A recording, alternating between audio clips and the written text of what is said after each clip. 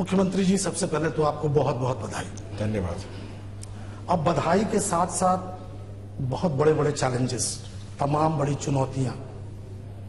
आपने खुद फरमाया कि खजाना खाली है, लोगों की इतनी बड़ी उम्मीद। बदला क्या? आपकी सरकार पहले भी सत्ता में रही, आप फिर सत्ता में हैं। अगर कोई चीज बदली है तो आपका अपना मुख्यमंत्री होना, और दूसरी चीज जो कुछ बेहतर हुई है वो ये हुई है कि आप थोड़ी सी हल्की सी कंफर्टेबल स्थिति में आए हैं। ऐसा भी नहीं है कि आप बहुत अच्छी स्थिति में हो आज की तारीख में। ऊपर से जिस तरह का लोगों का आपके प्रति विश्वास और उनकी उम्मीदें बहुत बड़ी है, बहुत ज्यादा है।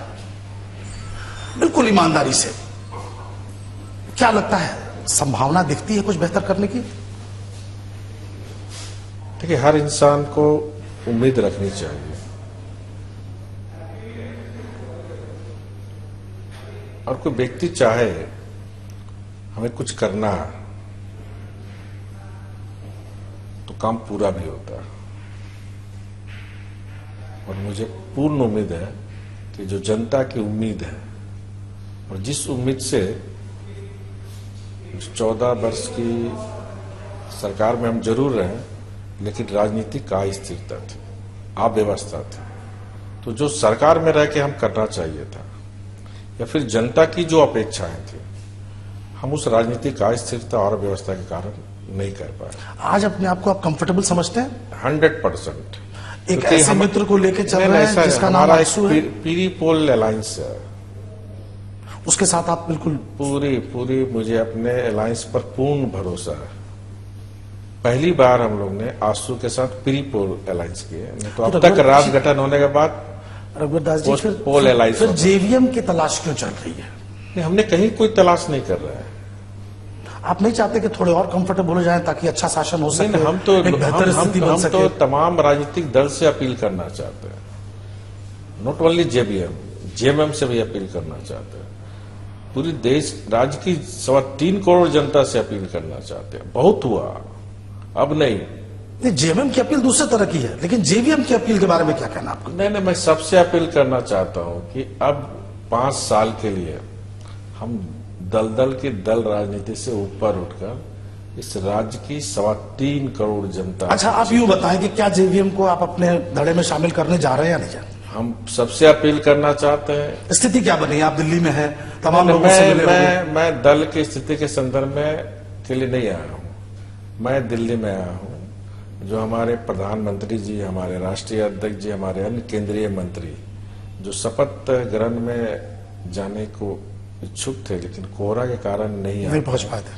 तो उनके प्रति मैं आभार प्रकट करने आया हूं कि आपने एक मजदूर को इतनी बड़ी जिम्मेदारी दी है।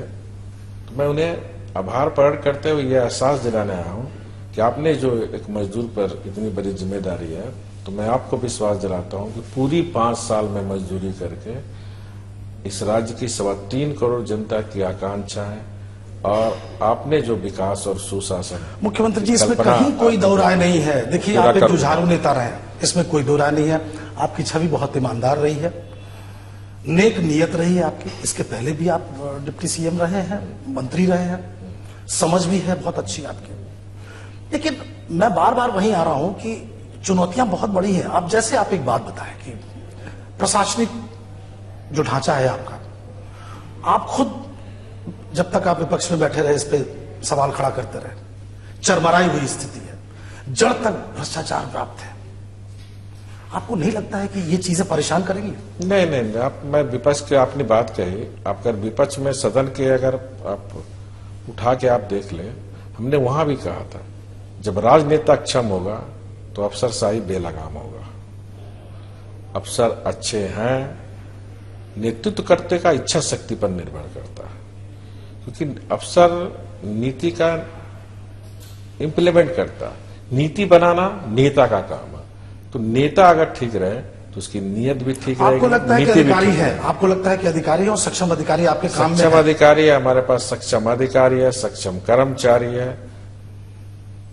जरूरत है इच्छा शक्ति। बिहार काडर के अधिकारी को आपने प्रिंसिपल सेक्रेटरी बनाया, झारखंड में कोई अधिकारी नहीं मिला? नहीं, सारे अधिकारी हैं। वो हमारे साथ 1995 में हमारे यहाँ जमशेदपुर में उपायुक्त थे जी, और एक साफ सुथरा और ईमानदार। और हमने बिहार में भी अपने पार्टी के नेताओं से वार्ता की तो उन्होंने कहा कि हेल्थ में भी बहुत अच्छा काम किया था, अभी लेबर डिपार्टमेंट भी अच्छे काम कर रहे हैं। तो प्रधान सचिव एक मुख्यमंत्री का विशेषाधिकार होता है। बिल्कुल। और मुझे भी इतनी आजादी होनी चाहिए लोकतंत्र में, बिल्कुल बिल्कुल, कि हमारा प्रधान सचिव ऐसा व्यक्ति बने जिस पर हमारी आस्था हो, क्योंकि कोई भी काम आस्था और श्रद्धा के कारण ही होता है। कई अधिकारियों से आप उम्मीद कर रहे हैं जो दिल्ली में आकर बैठ गए हैं काफी लंबे समय से, वो वापस जाए ताकि अपने राज्य में अपने काडर में जाकर के कुछ बेहतर कर सके। नहीं, मुझसे कल से लेकर आज तक काफी अधिकारी मिले और काफी लोग जाने को इच्छुक भी है। हमने इस संदर्भ में लोगों से चर्चा भी की है और मुझे काफी खुशी हो रही है कि जो अच्छे अधिकारी, जो ईमानदार अधिकारी है, वो अब झारखंड जाने के लिए तैयार है। जब आपका नाम चला मुख्यमंत्री पद के लिए तो आपके इस नाम के साथ साथ एक जबरदस्त बात उठी, गैर आदिवासी मुख्यमंत्री। अब हमें ये बताएं कि आपकी जो सक्षमता है, आपका जो विवेक है, आपकी जो प्रशासनिक पकड़ है, लेकिन इसके साथ साथ आदिवासियों के प्रति एक घनघोर जिम्मेदारी है। दूसरी बात, जो स्थिति आज के तारीख में झारखंड में जो ईसाइयों का जो काफी संख्या में होना, जिसके वजह से आपका संघ वहां काफी मजबूत होना, अल्पसंख्यकों की स्थिति, धर्मांतरण की एक हवा, इस सारी चीजों को की जिम्मेदारी कुल मिलाकर के आप पे बैठेगी मुख्यमंत्री जी। आपको नहीं लगता है कि थोड़ी विकट स्थिति सी बनती जा रही है? मैं आपको याद दिलाना चाहता हूं, हमारे पीएम का एक ही नारा है, सबका विकास सबका साथ। और मुझे खुशी है सरकार गठन के बाद से ही जो तमाम तरह की बातें आपने भी कही कि कहीं कोई बात ये बात नहीं है। लोग अब मतदान भी, हम पार्लियामेंट के चुनाव को देखें या राज्यों के मतदान को भी देखें, अब लोग जात, वर्ग, संप्रदाय, क्षेत्रवाद, भाषावाद से ऊपर उठकर विकास और सुशासन के लिए मत दे रहे हैं। और आपने पार्लियामेंट के चुनाव में भी देखा, आदरणीय नरेंद्र भाई मोदी जी के नेतृत्व में सिर्फ भारत ने, दुनिया ने देखा कि इस देश में विकास के नाम पर चुनाव लड़ा जा सकता है, विकास के नाम पर चुनाव जीता जा सकता है। और ये राष्ट्र के लिए, हमारे राज्यों के लिए बहुत सुखद संदेश है कि हमारे देश की जनता, हमारी राज्य की जनता काफी परिपक्व। बहुत सुंदर, बहुत प्यारा नारा आज की तारीख में जरूर होगा जिसके आधार पर आप सत्ता में आए। लेकिन इस बात को तो आप मानेंगे कि कुछ वक्त बीतता है जब, तो जनता आपसे वापस सवाल करने आती है। जो मौजूदा स्थितियां हैं आज की तारीख में, वहां हक है जनता। मैं आपसे एक बात पूछना चाहता हूं कि जो अभी चर्चा चल रही है कि 86 कॉलोनी हैं जो जमशेदपुर की, जिनको आप रेगुलराइज करना चाहते हैं, उनसे आपका इमोशनल अटैचमेंट भी है, लेकिन वही रांची में ऐसी कई स्थिति है और एक जमाने से जहां की कुछ भी नहीं हो पाया। मैंने 86 बस्ती का तो नायक मैं हूं, साथ ही साथ उसे झारखंड के तमाम बस्तियों का भी मैं नायक हूं। और मैंने उस सभा में भी कही कि दिल्ली के तर्ज पर हम झारखंड के तमाम वैसे बस्तियों को जो मूलभूत सुविधाएं, जो संविधान में उन्हें अधिकार प्राप्त है, सड़क, बिजली, पानी, वो देने का काम हमारी सरकार करेगी और ये हम दिल्ली के तर्ज पर ही करेंगे। इसके लिए बहुत शुक्रिया। लेकिन एक बात बताएं, कई बार ऐसा नहीं लगता कि अगर मन की बात नहीं हो रही है तो फिर मीडिया जो कर रहा है वो बहुत उचित नहीं कर रहा है? ऐसी परिस्थितियां भी कई बार आती हैं जीवन में, आपके राजनीतिक जीवन में भी आई होंगी। देखिए, राजनीति में आलोचना ये भी लोकतंत्र के लिए बहुत जरूरी है, अन्यथा जो शासक हो जाता है तानाशाही हो जाएगा। आलोचना होनी चाहिए, चरित्र हनन नहीं होनी चाहिए। एक सवाल और बनता है, वो ये कि आपने जब मुख्यमंत्री आप बने हैं, बहुत कम समय बीता है अभी, कोई एक ऐसा ब्लूप्रिंट, या मैं आपसे पूछूं कि कोई 3 चीज मुझे बता दें जो आपकी प्राथमिकता होने जा रहा है। पहला प्राथमिकता औद्योगिकरण, दूसरा प्राथमिकता कृषि क्षेत्र, तीसरा आईटी से सेवा के क्षेत्र।